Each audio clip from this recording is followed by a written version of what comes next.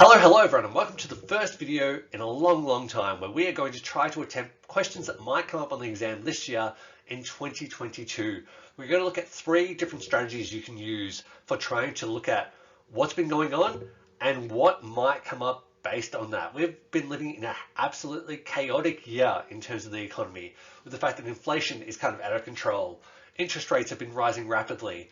Unemployment is at historic low levels. There is a lot to be focusing on in terms of current events, but then there are also a few other areas that we can look at to try and help decide how to best predict what's going to happen on this exam, so you can go in confidently, hoping that a question that you've thought about before pops up on that exam, but also in your revision, rather than just focusing on what's been asked in the past, you can kind of think about how things could be asked about in different ways to give yourself a leg up on everyone else, because obviously you want to be ranked some of the best in the state.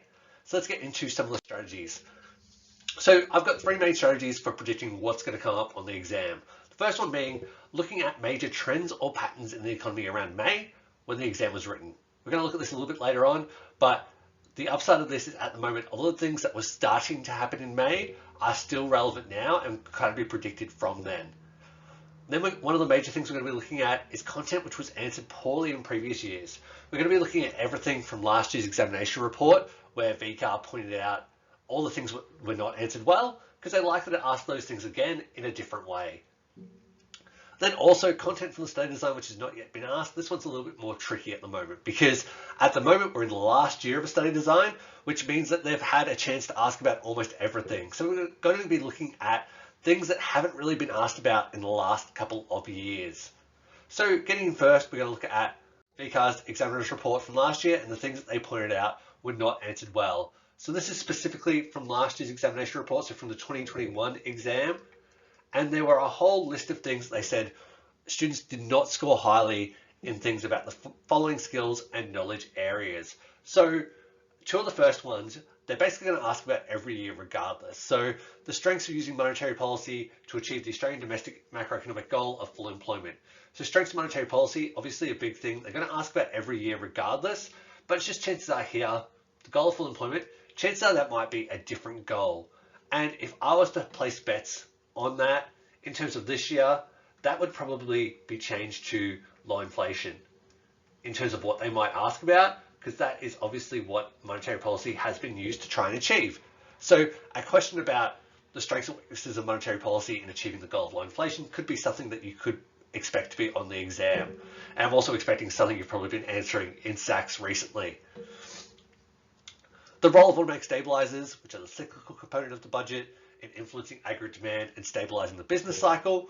We're going to look at a question specifically about this later on, but VCA has been asking very large mark questions about automatic and discretionary stabilizers in recent years. So being kind of strong in that area is going to be pretty important. Then we've got the strengths and weaknesses of budgetary policy to achieve the domestic macroeconomic goal of full employment. Once again, I'm expecting that this year that might be asked more about economic growth based on the last couple of years, but so you can get like a discuss or evaluate about achieving the goal of strong and stable economic growth. I feel like they're, hopefully with unemployment being so low where it's difficult to say whether the goal's been achieved or not, they're going to veer away from asking as much about it, especially because they asked a whole lot about it last year. If they do ask about the goal of strong full employment, we're going to talk about that a little bit later on. One thing that we're going to look at a question for very soon is how welfare and tax reform policies are designed to influence aggregate supply and living standards. We're going to look at a specific question I made up for that, which will come up with a suggested marking allocation, and you can potentially have a go at answering that later on. The balance payments and factors affecting price elasticity of supply. So VCAR has said students are really bad about talking about price elasticity of supply, and a lot of students try to talk about price elasticity of demand when talking about it. So chances are there was a specific short answer question about elasticity of supply last year, and chances are they might ask about that again, or it might come up in multiple choice now. But knowing what makes a good elastic or inelastic for supply, which is all about how quickly producers can respond to a change in price. So it's very important that you get your head around that.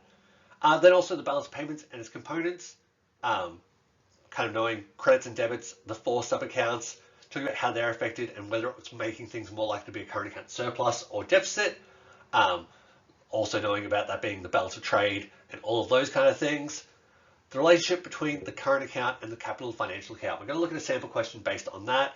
There was one last year which was really simple in what they expected out of people, but was done really, really poorly. So knowing the relationship between those accounts and how they directly impact upon each other is really important. So we'll talk about one example of those relatively soon. The causes of Australia's current account deficit include structural and cyclical factors. This one is interesting because obviously we've been in a current account surplus for the last few years.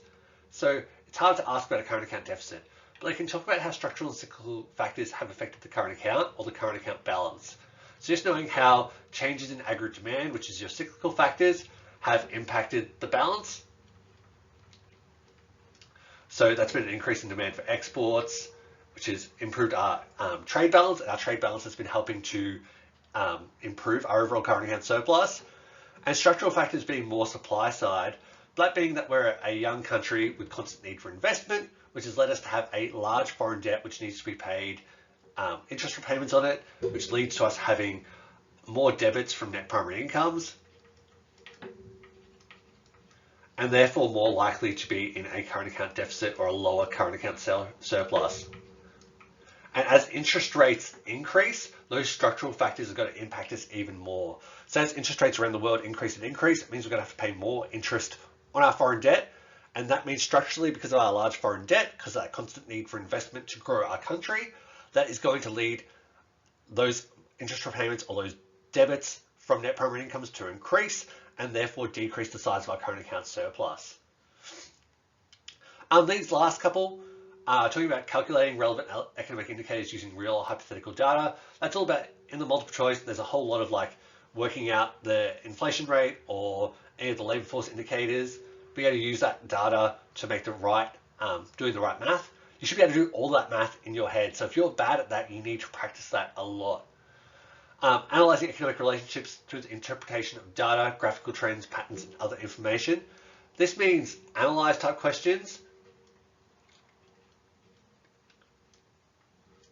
And that means that you're getting data and giving meaning to it. So give meaning to the data. That's really, really important to anything that comes up there.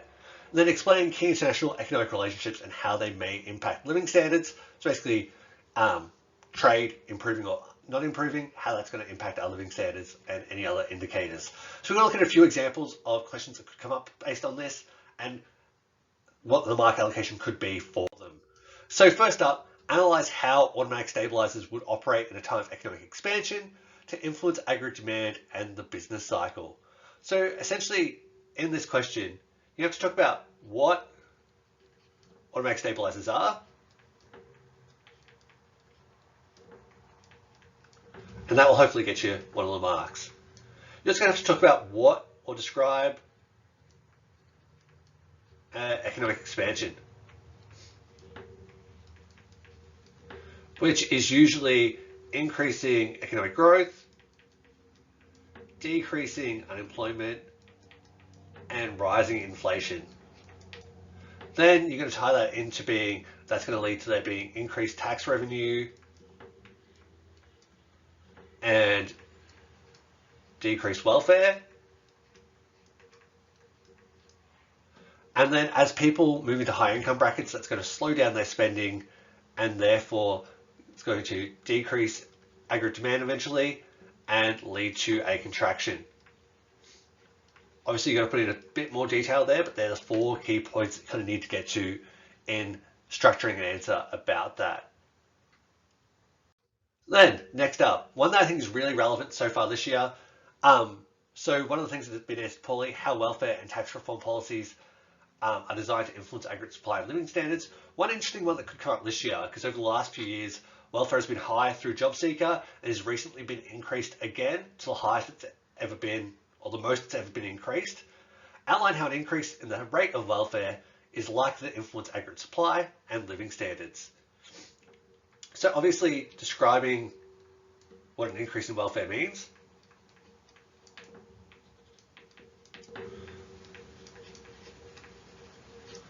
And then obviously it's going to have different impacts on aggregate supply and living standards. So with aggregate supply, you're going to be talking about, well, there's less incentive for people to work because they're going to be able to live more comfortably on their welfare payments.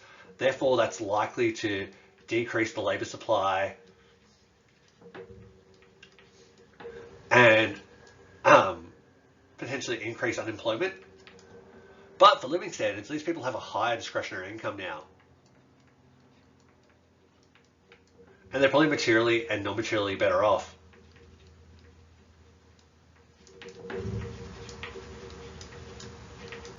Because they're not going to be as stressed about the future, they're going to be able to actually pay their bills, and therefore they're going to be better off. So being able to hit all those points should hopefully get you 3 marks in that area.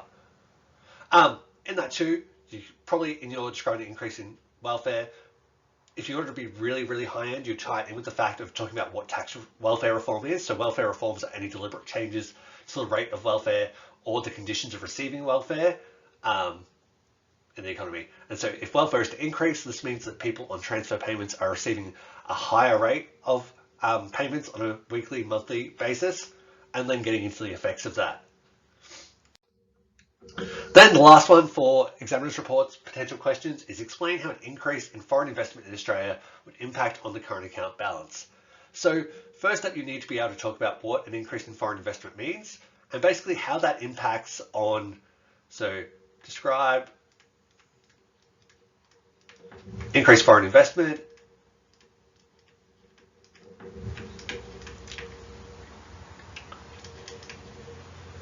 and you'd want to talk about the fact that that then increases the capital and financial account because there's more credits.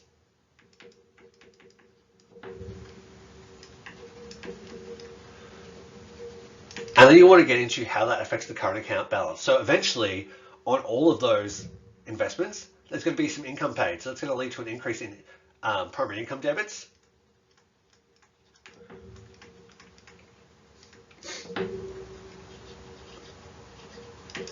And therefore, that's going to lead to a decrease in the current account balance.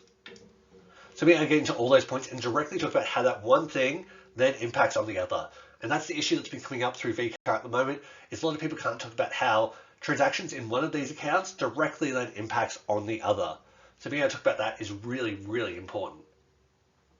All right, so now we're getting into current trends.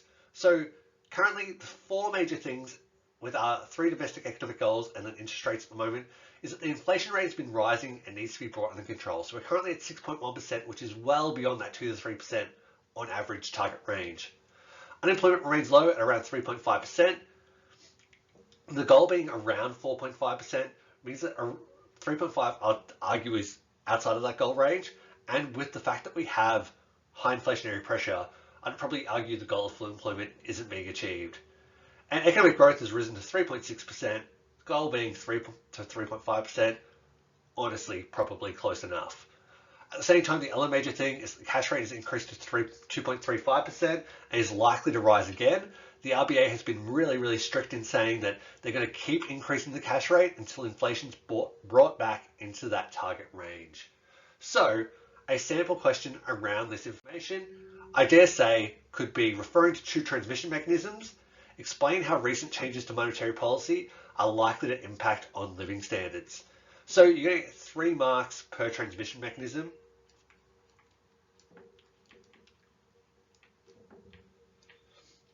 And what's really important there is that you refer to the current changes. So a lot of students might just say they've risen. If you know the data, include that data. So you give a general explanation first about what's been happening with the cash rate. So you talk about the fact that the RBA has been increasing the cash rate up to 2.35% to tackle the rising inflation rate. Bonus points if you know the current inflation rate of 6.1%. And then you'd get into your 2 transmission mechanisms. Hopefully, one of the easiest ones to talk about is the cash flow channel. And you can talk about households with variable rate mortgages are now going to have lower discretionary income, and therefore they're going to be materially worse off. They might be more stressed by the future, and they're going to be non-materially worse off because of that. And then you can talk about any other channel as well. You could talk about the availability of credit channel and talk about the fact that higher cash rate or higher interest rates means that banks are going to have stricter lending criteria. Therefore, it's less likely that households are going to be able to borrow money to get into a house. They might be stuck renting, and that may make them materially and non-materially worse off. You could talk about asset values channel in the fact that if the cash rate increases, there's less demand for purchasing assets, and that means that people's house values tend to fall, and that makes them materially worse off. Any of these avenues are great as long as you can directly tie them to living standards, and you should always try and talk about both material and non-material living standards. And then content that hasn't been asked about, we're not going to spend as much time on this because last year is a study design, but all these things have been asked about before, but not for the last few years. So I think it's kind of likely that they could come up again. So look at one example of one of these, one example, contemporary example of government intervention in markets that unintentionally leads to a decrease in the efficiency of resource allocation. So something the government's done that's actually made resource allocation worse. So a great example of this in recent years is JobKeeper, where a lot of businesses received it even though they were still profitable, e.g. Harvey Norman.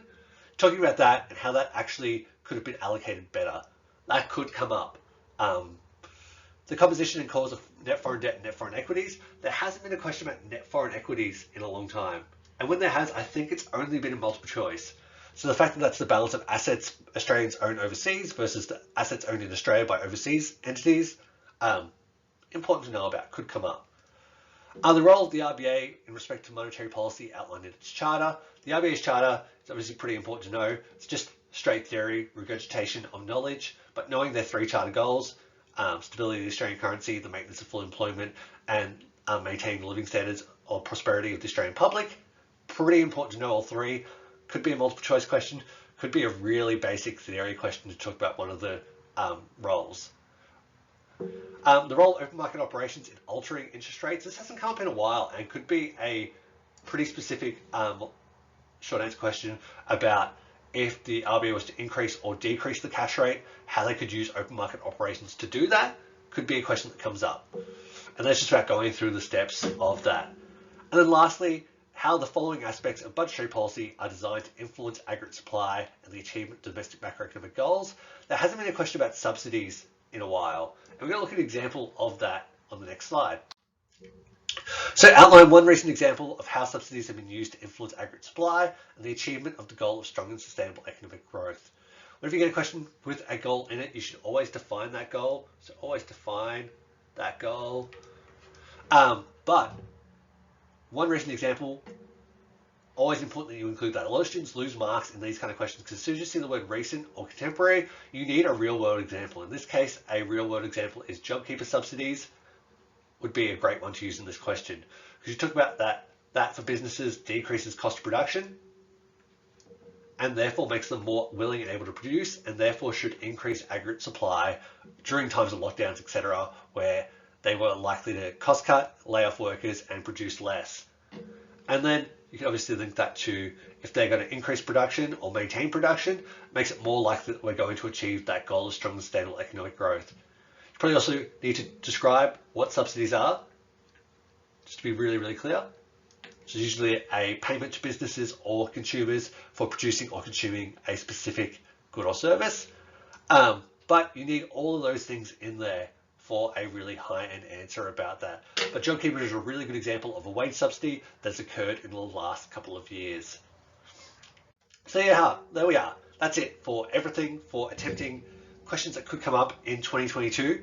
I'm posting this on the 28th of September. I'm running a revision lecture tomorrow on the 29th, on Thursday the 29th of September. It's running in two parts, from 9:30 till 12, we're doing Unit 3. From 1 until 3:30, we're doing Unit 4. If you're interested in that, please follow the link in the description below if you want to sign up for that. There'll also be a recording of it, which will be posted on the website at a later date that you can purchase to watch at your leisure. But if you come, even if you can't attend and you sign up, you'll get given that recording and all the resources with it. If there's anything else you want in the lead up to exams, please do not hesitate to let me know. Send me an email, leave a comment, anything that can help you out the best that I can.